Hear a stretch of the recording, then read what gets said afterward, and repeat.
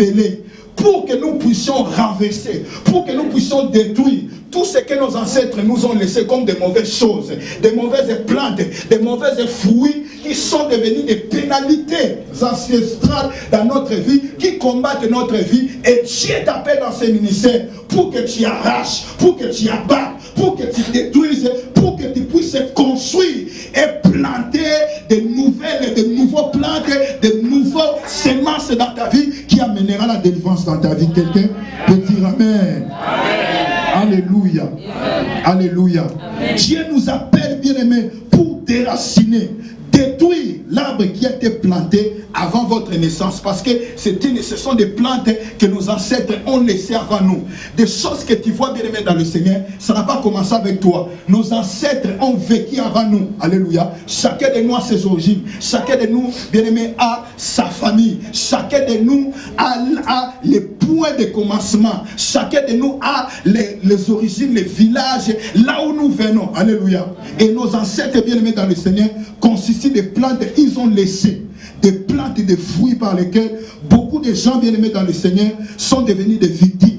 Mais Dieu nous donne le pouvoir de ruiner, d'abattre et d'arracher pour que nous puissions planter, bien-aimés dans le Seigneur, des bonnes semences. Alléluia. Amen. Alléluia. C'est quoi encore les pénalités ancestrales? Les pénalités ancestrales, c'est souffrir à cause des méfaits commis par nos ancêtres.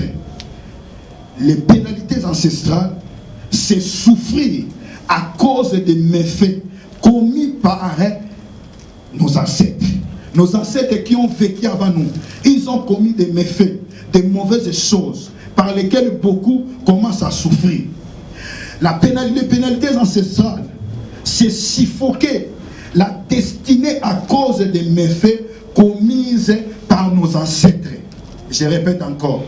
Les pénalités ancestrales, c'est suffoquer la destinée à cause des méfaits commis par nos ancêtres. C'est-à-dire la destinée de beaucoup de personnes sont suffoquées, c'est-à-dire étouffées, sont combattues à cause des mauvaises choses, à cause des péchés, à cause des iniquités, à cause des actions.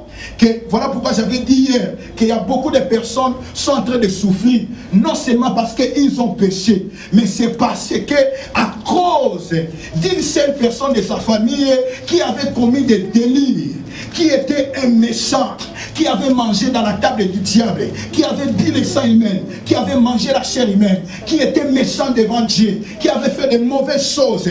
Il est parti, mais il a laissé derrière lui des progénitures. Et ces progénitures subissent, alléluia, subissent des problèmes dans leur vie. Leur destinée, leur dessein sont devenus, bien aimés dans les Seigneur, critiques.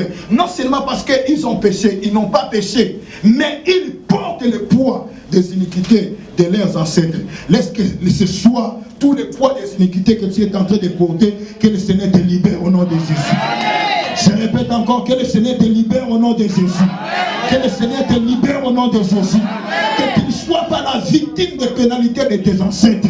Que le Seigneur, qu'il plaise à l'Éternel de te libérer. Que toi et tes enfants, que vous ne soyez pas des victimes qui sont en train de vivre les pénalités des ancêtres. Parce qu'il y a une grâce pour toi. Comme Mephibosheth avait trouvé grâce devant l'Éternel, toi aussi trouve grâce au nom de Jésus-Christ.